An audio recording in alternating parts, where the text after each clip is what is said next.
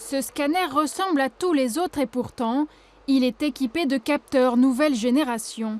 Une technologie ultramoderne développée par le professeur Kotzky et son équipe du département nucléaire de l'Institut du cancer de Montpellier.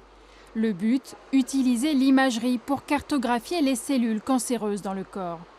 La nouveauté, c'est l'ajout d'une molécule radioactive sur la tumeur qui permet à la fois d'identifier et de traiter localement pour un diagnostic plus précis et un traitement plus efficace. Le résultat, il est là. Sur l'image du haut, un scanner classique et sur celle du bas, le nouveau procédé.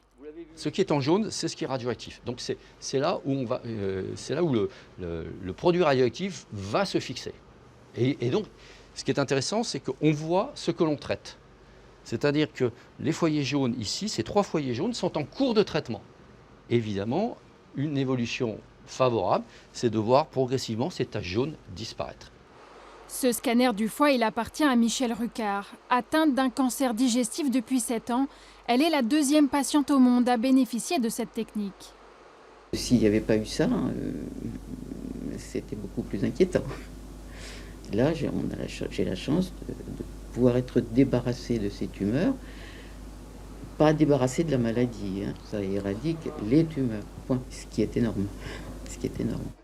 1,5 million d'euros investis, cette machine est une petite révolution. C'est d'être au plus près du patient, de ce que l'on traite par des techniques modernes, et notamment par l'association de la thérapeutique et du diagnostic, de façon effectivement personnalisée, en ciblant de façon spécifique la tumeur du patient. Les médecins espèrent une généralisation de cette technique. Certains grands laboratoires auraient déjà montré leur intérêt.